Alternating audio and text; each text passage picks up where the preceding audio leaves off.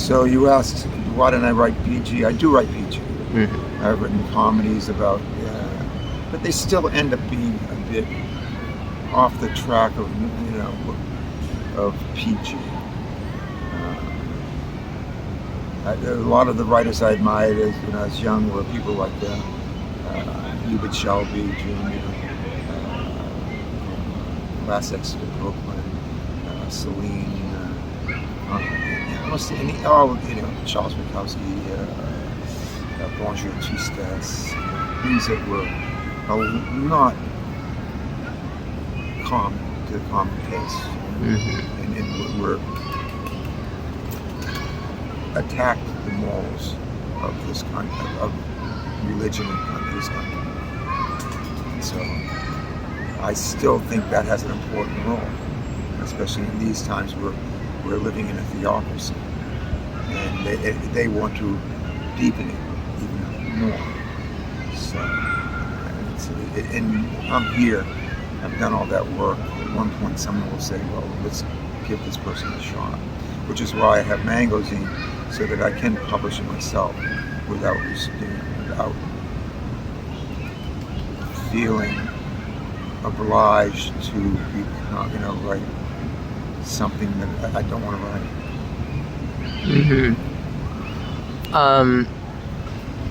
And where else do you write for other than Mr. Beller's Neighborhood and Mangozine?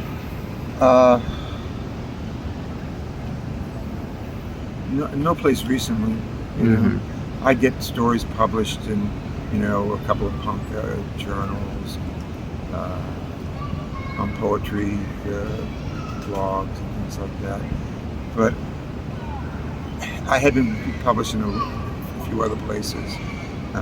But one of the problems was I moved to Thailand and I disappeared off the face of the earth. And I would send stories to the United States, and I didn't know what would happen to them. I never got any response at all. I just figured I would have been rejected.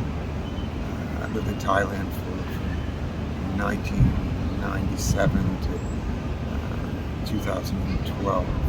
I had 5 kids and 2 grandchildren. My wife. I sort of gave up to trying to get published. Jocko Whalen was one of the people who always published me. He was also a member of the Open City comedy. And I was, and I print out books and I just give them away to people. It's short, scenes and just give them away. Now people say, why don't you sell them? And I just say, I just can't do it. It's just so much of a struggle to get published these days. I have submitted to 100 people to have 3 different novels, 4 or 5 different novels. Submitted 3 of them to varying publishers. I've gotten some responses. We will look at this, some consideration. It will take a year for them to decide. It will take another year for them to get published. And a friend of mine said, why don't you publish what people want? I said, I don't really know that I can do that. It seems as if I haven't been able to. I wrote a collection of stories about selling diamonds on 47th Street, which I did for a long time. And that probably would be a lot more commercial in some senses. But it also talks about the underpinnings of the industry. And speaking of Thailand, you mentioned in one of your pieces for Mr. Beller's Neighborhood that the economy of Thailand had problems, and that's why you left. I was curious about that. Yeah, what happened was, one, I was involved in a counterfeit claim from Ferrari, and which I cleared up, and I wasn't able to continue that business. So I came back to the United States because I had children, and I started working again in the Diamond District, and then I started working construction. I started working in a metal factory, fabricating architectural pieces, and then I started working construction, and then I got sick. So I always had work, and I always had time to write. I think I was just shy about submitting everything, and I submitted to a lot of places, but I realized that stories about Maine, about traveling in the United States, hitchhiking, things that aren't particularly transgressional. But I didn't have any success with it. Why? I mean, it's just the way it is.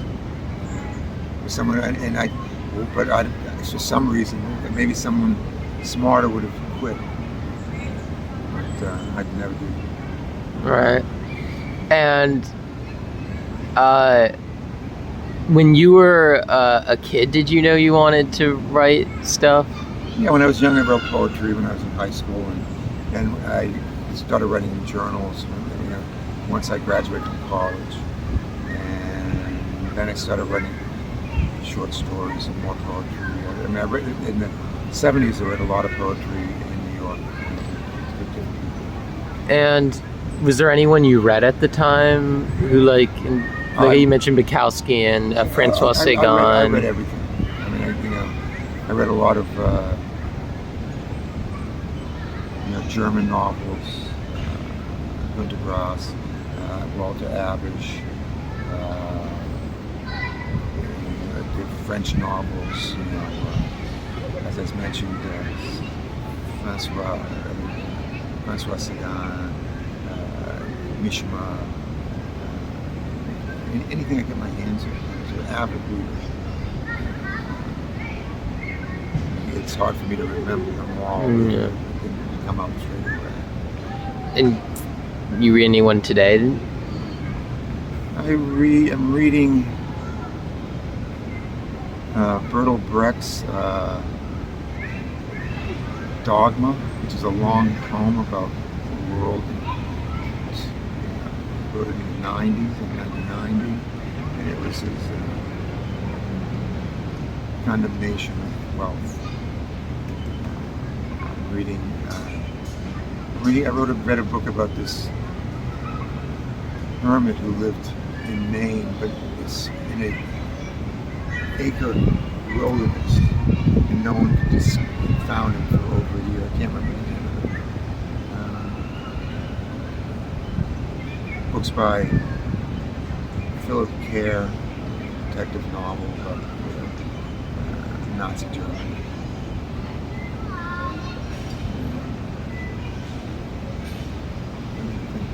I can't think of enough. I think one of the problems was that having been sick destroyed my ability to read a bit. Mm-hmm. And so now getting just back into it. I get books from the library, and they sit by my side. They go on with them. I've got buy books. Yeah.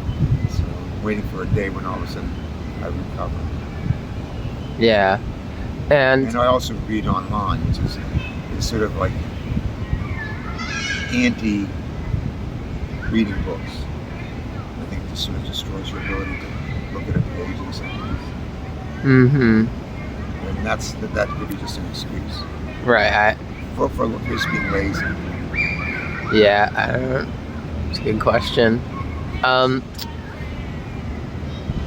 So when did transgressional novels, would you say, start really like disappearing from the zeitgeist?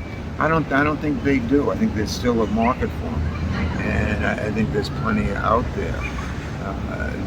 I have books upstairs I know of, but I thought, oh, that's transgression. Burning Down the House, which is a dialogue, not a dialogue, but a word of mouth tale of the punks in East Germany open fire. Stasi. That's just incredible. It definitely is not mainstream. It's a beautiful story. At the end of it, it's one band. Now, I don't think it's Namenlos, but they've been allowed to play in West Germany, and all of a sudden they start seeing all their friends coming into the club, and he says, "Why are you all here?" And they said, "The wall has fallen." And it fell because they used to have demonstrations. The demonstrations at this church grew from 10 people to 100 to 1,000 to 10,000, and that was the collapse of in communism, as opposed to capitalist communism. We have. Okay, I'm curious. Could you expand on what you mean when you say we have capitalist communism now? Well, it's not really. It's greed capitalism is more appropriate word. It's well, money doesn't need capital.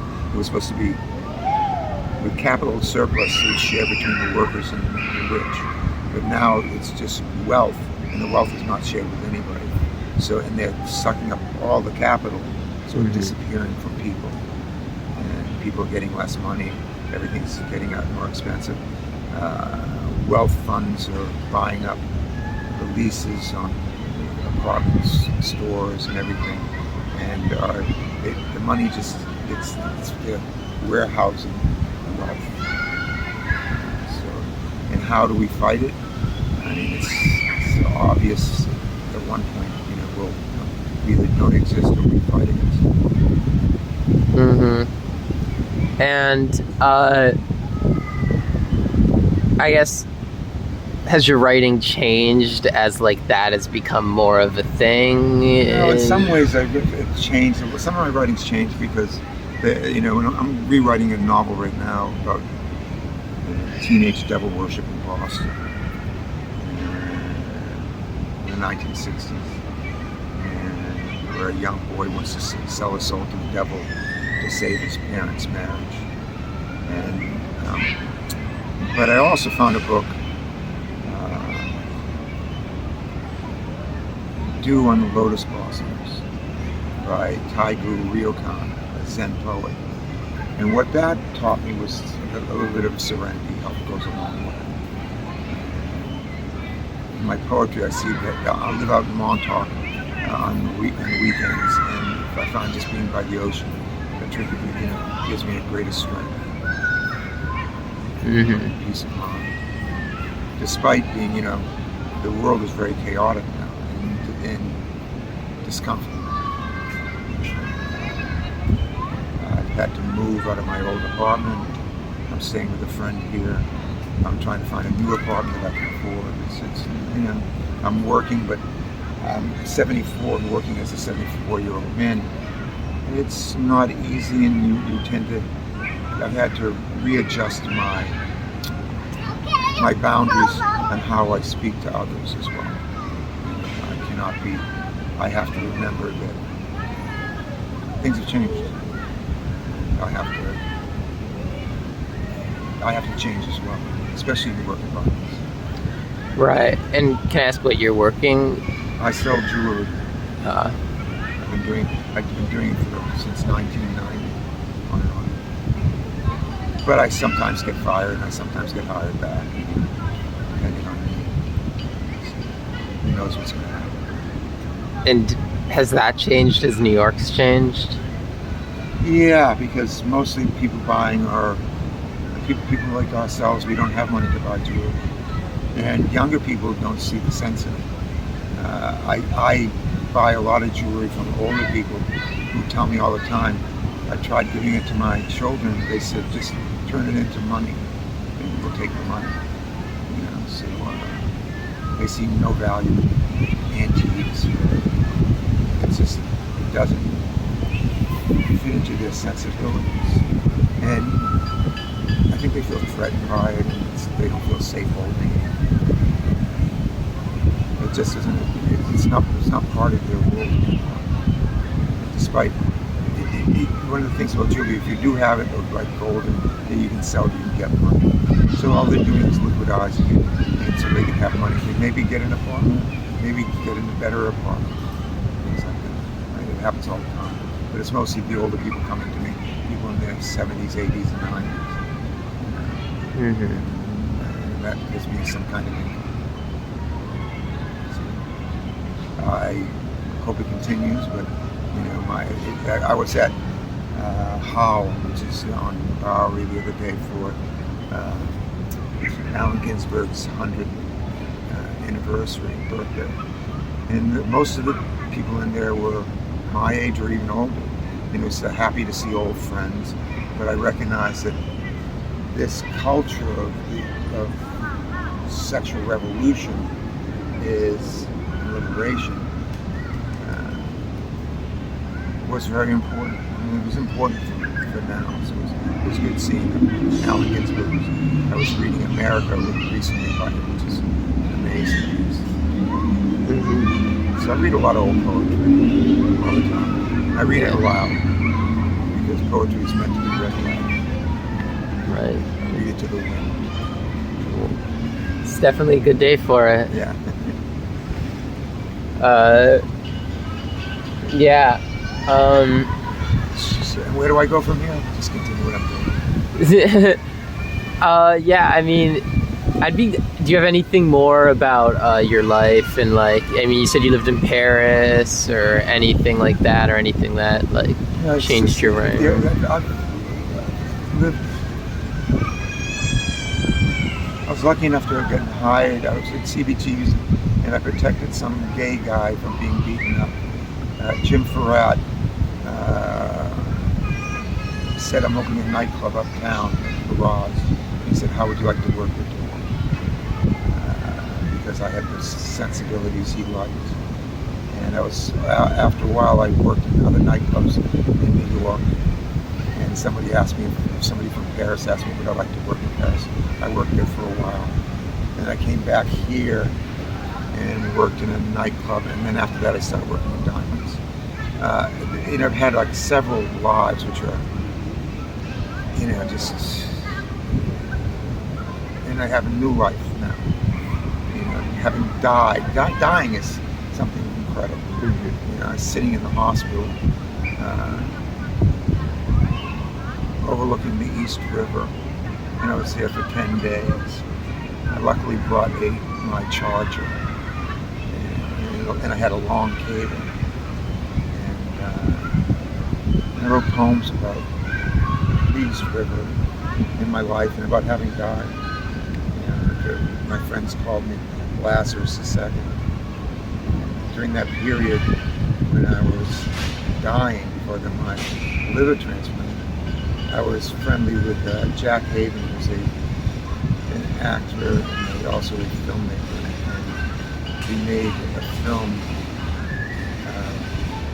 October Crow. We filmed it with on an iPhone with no lights, no script. It was all ad hoc. My good friend Alex Vickers, who had the female lead. Alex is also trans. And most recently we showed it at the Dublin Transgender Film Festival, and we won Best Film. And the entire dying process is like a closer and closer to feeble and not being able to move, with Gro coming over to do my photos and do portraits of me in my bed, and the people would come over, and then they would. And at one point, they sort of accepted that I was dead. Phone calls, things like that. Well, I'm gonna go to Thailand. I got some money. I'm gonna go to Thailand, and I had Social Security. I'm gonna go out there and pass overlooking the rice fields and the mountains with my family, and that's it. And then on Christmas, 2 days before Christmas, I got a phone call from Weill Cornell, and they said, "Are you ready?" And I said, "Ready for what?" Says, "We have a liver for you." Probably because as an atheist, I couldn't move, and I wasn't celebrating Christmas, and I didn't leave, so a liver became available, and I went in. And here I am. That's great. And we finished filming October Crow, and now we did another film, Looking for Brookie, which we just finished. We're finishing that, and now we're starting a third film, Non Miserable, The Unmiserables, and I'm working also with Lucy Andrews, a trans musician. We do music together. I appear at their concerts. So I have a new life. Nice. Unexpected new life because I never saw it coming. The death I saw, the new life I didn't.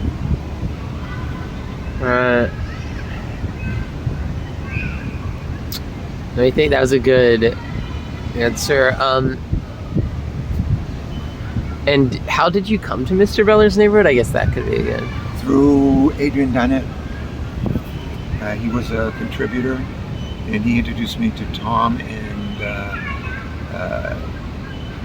Johanna Iyaz, and they published my story about the Lioness Junkies. That's one of the first stories that got published. Mm-hmm. I did readings at Open City. I still read the story occasionally, but more as I did a video in front of, because he was taken away to be killed in front of the Horseshoe Bar at Avenue B. And I plan on doing a video about just reciting that story in front of him. Yeah, because it was a very powerful moment when, once again, that happened in 1978, 79. And just that, for me, that began the transition. Yeah. And then rest is history, I guess, or on this tape. There's more history. Go to blogger.com Mangozine. Mangozeen. All right. Thank you.